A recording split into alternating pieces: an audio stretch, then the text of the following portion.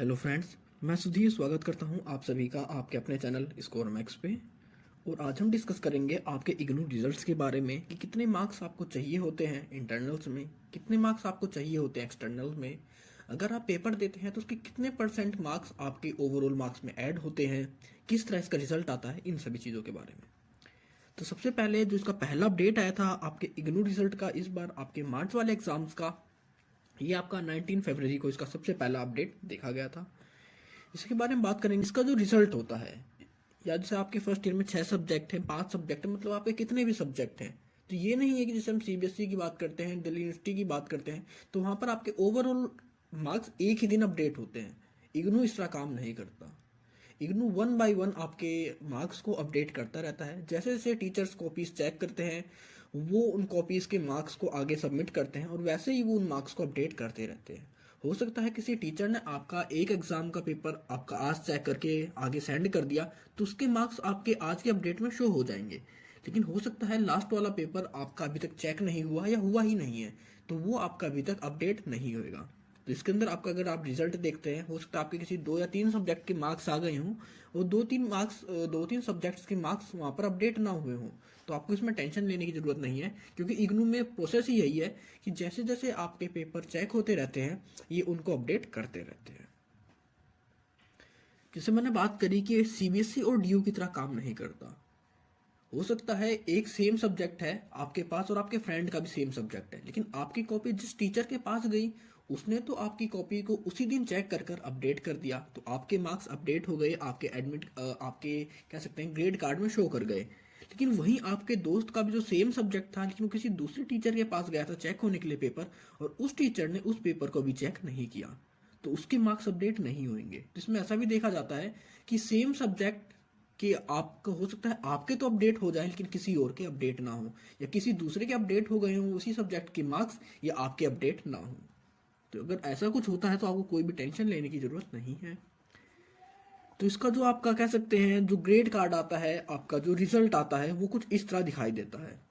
हम अगर स्टार्टिंग में बात करें, जैसे IB1 की बात करते हैं, तो यहाँ पर जो 3 कॉलम देते हैं, असाइनमेंट 1, असाइनमेंट 2, असाइनमेंट 3, तीनों में सेम मार्क्स होते हैं। ये आपके असाइनमेंट जो आप सबमिट करते हैं कॉलेज के अंदर, वो डिस्क्राइब करता है कि आपको 100 में से कितने मार्क्स वहाँ पर मिले गए हैं।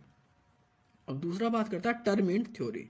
अब टर्म एंड थ्योरी की बात करेंगे, आप जो पेपर दे के आते हैं, आपने 100 मार्क्स का पेपर दिया, उस पेपर में से आपके कितने एग्जाम में से कितने मार्क्स आए, और अगर आप इन दोनों के अंदर 40% मार्क्स लेके आ जाते हैं 100 में से, तो यहाँ पर आपका कंप्लीटेड आ जाता है, मतलब आप पास हैं। अगर यहाँ पर लिखा आ जाए नॉन कंप्लीटेड या नॉट कंप्लीटेड, तो नॉट कंप्लीटेड का मतलब क्या होएगा कि आप पास नहीं है, आपको वो चीज़ अभी दोबारा से देनी होगी। हो सकता है आप असाइनमेंट में पास ना हो या थ्योरी में पास ना हो। अब इनमें आपका जो एग्जाम होता है, क्योंकि आपकी जो फाइनल मार्कशीट आती है उसमें नंबर कितने में से आते हैं आपके 100 में से। अब 100 में से कितना असाइनमेंट का रोल होता है, कितना आपके एक्सटर्नल एग्जाम्स का रोल होता है। तो अब असाइनमेंट की बात करते हैं, तो नॉर्मली जो हमारा असाइनमेंट होता है वो कितने मार्क्स का होता है, 100 मार्क्स का होता है।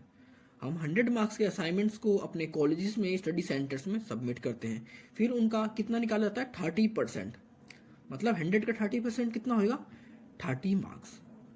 तो आपके असाइनमेंट से 30 मार्क्स का जो कन्वर्ट कर कर 100 को 30 में कन्वर्ट करते हैं, और वहाँ से उसका 30% आता है, वो तो लेते हैं ये असाइनमेंट से, और इसमें ऐड करते हैं आपके एक्सटर्नल का 70%। आपका जो एग्ज़ाम होता है, जो आप बाहर पेपर देने जाते हैं सेंटर्स पे अपने, वो 100 मार्क्स का होता है।